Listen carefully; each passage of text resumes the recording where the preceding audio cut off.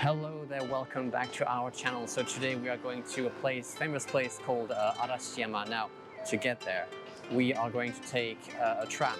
That's right, a tramway. There's not so many tramways in Japan, but here is a station. As you can see, it's called Shijo Omiya. And to me, it's the nicest way to go to Arashiyama because you will see some nice landscapes, like local landscapes. And for those of you who want to know how many stations there are between this place and Arashiyama, well, so we are here now at Shijo Omiya, and we will go all the way to Arashiyama right there. And I guess the trip will take about I guess 35 minutes. Correct me if I'm wrong. By the way, this place is Shijo Omiya, and it's located right here. And we're going to Arashiyama right there. Trams are actually not very common in Japan anymore. It's been a while since the last time I got to take one. Let's hop in. There are a couple of ways to go to Arashiyama, but I really do recommend you use this tram called Randen. It goes through typical residential areas and other local places you would not otherwise visit. It's always the same, isn't it? Choose a local way to get the full experience of your visits.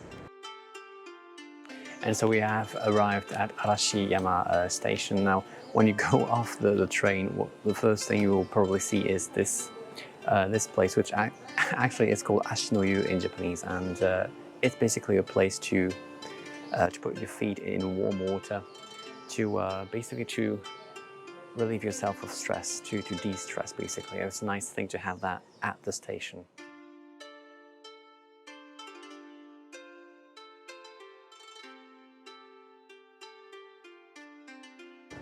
Oh, and here's a nice alleyway right before the station's exit.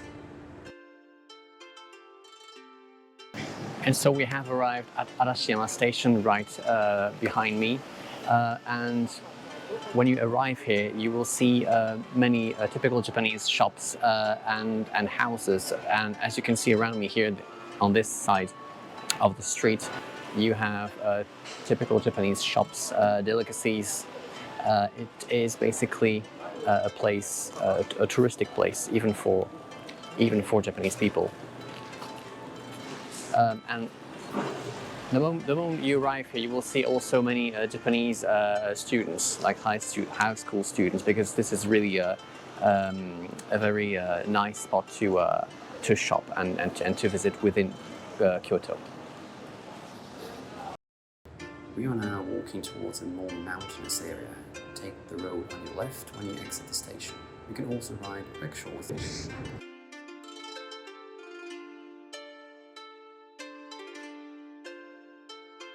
Now, if there is one thing that I want to tell you is in Japan, especially when you are in big cities, you might feel a bit, the place feels a bit crammed, with all the buildings, all the small places, which is very nice in Japan. But here, it's a whole, it feels very a wide open space, which you don't have much of them in Japan.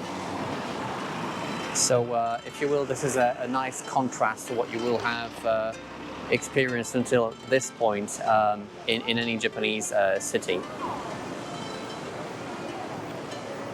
And of course, the mic gave up midway. We're going uphill to one of Kyoto's peculiar spots, the Monkey Park. Let's check it out.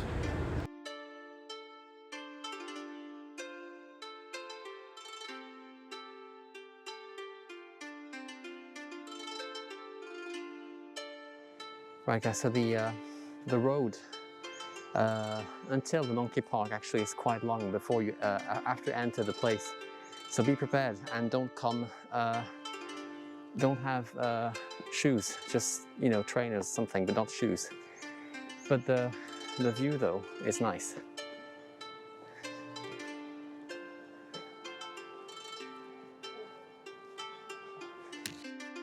Fancy some strolling monkey?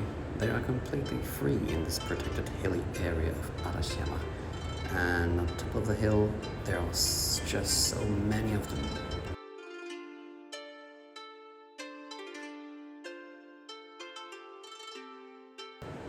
Do you wonder why I am behind bars? Nope, I did nothing illegal. I wanted to try and feed the monkeys, but to be sure they won't jump on you or something, you need to feed them separated by bars. You can never be secure enough. I mean, it's Japan, so security is a big thing here.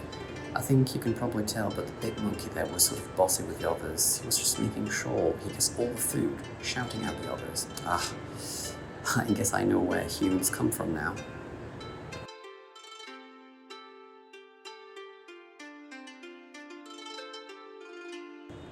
The staff also feeds the monkeys at intervals, and we got to see this as well. It started to rain and there was not many visitors that day, but I have seen videos about this place on summer days and everything was lively indeed. If you're out for something different in Kyoto, if you're bored with traditional Japanese houses and kimonos, well, the monkey park might be the very spot you'd want to check out. Stay tuned for part 2 of our short trip to Arashiyama.